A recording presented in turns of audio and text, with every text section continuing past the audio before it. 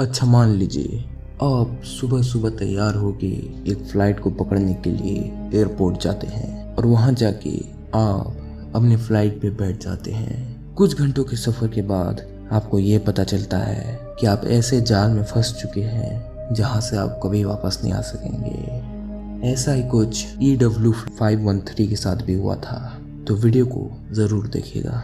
सुबह 10 बजे 4 सितंबर 1954 Santiago flight 513 आज वेस्टर्न जर्मनी से पोर्ट एलेग्रे ब्राजील जाने वाली थी। पायलट का कहना था कि हम ऐसी यात्रा हाल फिलहाल में हर हफ्ते कर लिया करते हैं, जिसके कारण उनको अच्छा खासा एक्सपीरियंस भी था। ये फ्लाइट लगभग 18 घंटे की होने वाली थी, जिसमें 88 पैसेंजर के साथ 4 क्रूमेट्स होने वाले थे, लेकिन इन्हें नहीं पता था कि कभी लौट के वापस नहीं आ सकेंगे।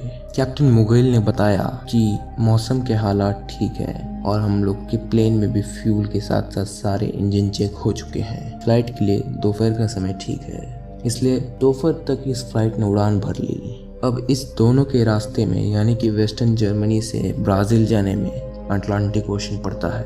अटलांटिक ओशन के ऊपर आते साथ ही पायलट के सिग्नल्स टूटने लगे, यानी कि प्लेन रेडार के बाहर जाने लगा। एयरवेशन के ऑफिसर्स का कहना है कि ये कभी कभार मौसम की खराबी से होता है, लेकिन उस दिन तो ऐसा कुछ नहीं था। उस दिन तो सूरज उगा हुआ था और एक साफ दिन था। तब भी बहुत घंटों तक एयरवेशन के ऑफिसर द्वारा सिग्नल भेजने के बाद जब उन्हें कोई भी जवाब में सिग्नल नहीं मिलने लगा, तब उन्हें लगने लगा था कि शायद ये फ्लाइट मिसिंग हो गई है, यानी कि ये फ्लाइट लापता हो गई है। कुछ दिनों के इंतजार के बाद जब अफसरों ने सर्च चालू किया, यानी कि अगर फ्लाइट क्रैश होती तो उसके अवशेष रहते, उन्हीं अवशेष को कलेक्ट करने के लिए अफसरों की समुद्र और जमीन सारे की खोज की, लेकिन उन्हें ऐसा कुछ भी हाथ नहीं मिला जिससे फ्लाइट के गायब या फिर क्रैश हो जाने का कोई संकेत मिले। बहुत सारे अफसरों का ये भी मानना था कि फ्लाइट हाईजैक हो चुकी है। इस चीज के बारे में उन्होंने जैसे ही सरकार को बताया तो सरकार ने इसे एक लॉस्ट एयरप्लेन डिक्लेयर कर दिया, यानी कि हर साल ऐसे बहुत सारे प्लेन्स होते हैं जो अपने रास्ते से भटक के क्रैश हो जाते हैं, लेकिन अगर ये प्लेन क्रैश भी हुआ तो कहाँ हुआ। हालांकि 35 साल बाद इसकी सच्चाई सबको मालूम पड़ने वाली ही थी। अक्टूबर 12, 1989 दिन था दोपहर का।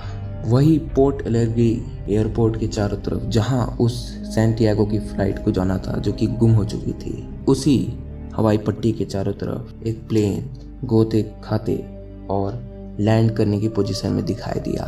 पहले तो एविएशन के ऑफिसर्स ने कहा कि इसने हमें बिना वार्निंग दिए लैंड कैसे किया, और उनका ऐसा भी मानना था कि ये प्लेन इस समय लैंड करने के लिए शेड्यूल्ड ही नहीं था।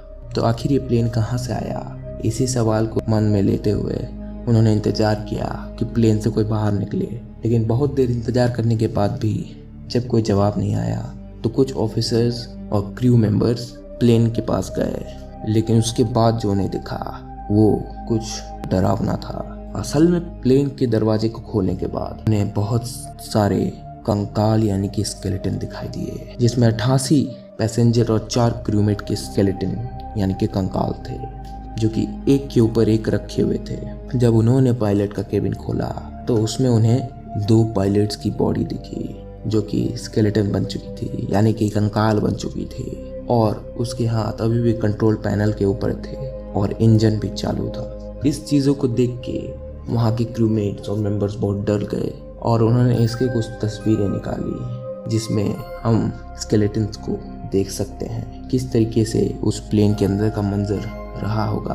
हालांकि कुछ दिनों बाद इस खबर को जब सरकार को बताया गया तो उन्होंने इसे एक टॉप सीक्रेट रखने के लिए कहा, क्योंकि इसका जवाब तो उनके पास भी नहीं था कि कैसे ये प्लेन गायब हुआ और 35 साल बाद वापस आ गया। लेकिन मीडिया से कुछ नहीं छिपा और मीडिया ने ब्राजील की सरकार से बहुत सारे सवाल पूछे। इसमें से कुछ सवाल थे कि अगर ये सैंटियागो EW513 फ्लाइट 35 साल पहले 1954 में टेक ऑफ किया था तो 35 साल में इसका ऑयल क्यों नहीं सूख गया, और क्या एक स्केलेटन ने सच में इस प्लेन को लैंड करवाया, तो ऐसा कैसे पॉसिबल है। हालांकि उस समय ब्राजील की सरकार के पास इसका कोई जवाब नहीं था, इसलिए उन्होंने इसे एक मिस्ट्री डिक्लेयर करके इससे मूव ऑन करना चाहा। लेकिन उस साल बहुत सारे ऐसे न्यूज़पेपर आर्टिकल्स आए जिसने इससे पर्दाफाश किया। उसमें से कुछ आर्टिकल्स ये हैं, इसमें लिखा हुआ है कि कैसे ये चांसेस हैं कि ये प्लेन कैसे गायब हुआ होगा। इसमें बहुत सारे रिसर्चर्स और प्रोफेसर्स ने कहा कि सरकार को इसके बारे में मिस्टीरियस जांच करनी चाहिए और साइंटिफिक तरीके से भी इसकी जांच करवानी चाहिए, जिससे जनता के सामने सारा सच आ जाए। लेकिन सरकार ने इसे करने से इनडायरेक्टली मना कर दिया। बहुत सारे पैरानॉर्मल रिसर्चर्स को बुलाया गया, उनके हिसाब से भी ये एक मिस्ट्री है। लेकिन उस समय के सबसे बड़े रिसर्चर और प्रोफेसर डॉक्टर अटीलू ने कहा कि ये प्लेन शायद टाइम लूप में फंस गया होगा। टाइम लूप एक ऐसा लूप होता है जिसमें आपका समय धीमा चलता है और पृथ्वी या फिर किसी और ग्रह के आदमियों का समय तेज चलता है। उनका कहना था कि इस प्लेन को वेस्टर्न जर्मनी से आने में 18 घंटे ही लगे, लेकिन पृथ्वी के हिसाब से वो 18 घंटे 35 साल थे। और ऐसा पॉसिबल भी है क्योंकि एल्बर्ट आइंस्टाइन की थ्योरी ऑफ रिलेटिविटी के हिसाब से अगर कोई भी चीज़ अगर हम किसी चीज़ की स्पीड बढ़ाते हैं तो उसके लिए टाइम धीमा होता जाता है। इसको ऐसे समझिए जैसे हम एक आदमी को रॉकेट में बैठा देते हैं और एक आदमी पृथ्वी पर रहता है। रॉकेट को लॉन्च करें तो उसकी घड़ी का समय और पृथ्वी पे खड़े आदमी की घड़ी का समय में 5 मिनट का फर्क होगा। और आप समझ सकते हैं कि रॉकेट की स्पीड तो इतनी कम होती है तब भी 5 मिनट का फ़र्क हो सकता है। तो अगर कोई चीज़ टाइम लूप में फंस जाती है तो उसकी स्पीड लाइट के बराबर हो जाती है, जिसके कारण उसकी और हमारी घड़ी में लाखों करोड़ों साल का भी फ़र्क हो सकता है, जो ये साफ साफ बताती है कि उसके अंदर जितने भी पैसेंजर्स होंगे और जितने भी पायलट होंगे उन्हें अपने बर्थ से लेकर डेथ तक, यानी कि अपने जन्म से लेकर मरण तक सब महसूस किया होगा।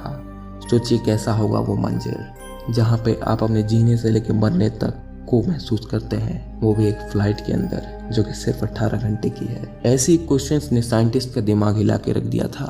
हालांकि बहुत सारे रिसर्चर्स और साइंटिस्ट का ये भी कहना था कि हो सकता है एक वार्म होल में फंस गया होगा, जिसके कारण एक वार्म होल अटलांटिक ओशन के ऊपर बना और उसका गेट पोर्ट एलेग्रे के ऊपर बना। तो अगर ये वार्म होल फंस भी गया होगा तो प्लेन को एक स्केलेटन कैसे लैंड करवा सकता है, क्योंकि इसमें बहुत सारे प्रोसीजर्स लगते हैं जिसे एक मुर्दा आदमी के द्वारा किए जाने पे बहुत सारे सवाल बनते हैं। हालांकि अब इस घटना को 30 साल से भी ऊपर का समय हो चुका है। जैसे जैसे समय बीतता गया लोग इसके बारे में भूलते गए हैं और सरकार भी इसे छुपाने की बहुत कोशिश करती है। जैसे कि एरिया 51 को छुपाया जाता था और भी ऐसे बहुत सारे एलियंस और ऐसे टाइम ट्रैवल की घटनाएं सामने आई है जिसे हमसे छुपाया जाता है। या तो ये एक मिस्ट्री बन जाती है या तो कोई साइंस का करिश्मा। हालांकि कितनी भी हम बात छुपा लें, लेकिन ये तो सच है कि हर साल हज़ारों आदमी ऐसे अनहोनी और मिस्टीरियस घटनाओं में फंस के जान गंवा देते हैं। इसका जवाब जब मांगने जाएं तो अच्छे अच्छे साइंटिस्ट पास भी इसका जवाब नहीं होता। जैसा कि लोग कहते हैं कि जिसने इस दुनिया में भगवान और भूत को देखा है वो या तो जिंदा नहीं या अगर जिंदा है तो उसकी बात कोई मानता नहीं। हालांकि आज का वीडियो आपको कैसा लगा हमें कमेंट में ज़रूर बताइएगा। आज की वीडियो के लिए इतना ही। अगर आपने वीडियो पूरा देखा तो बहुत बड़ा थैंक यू।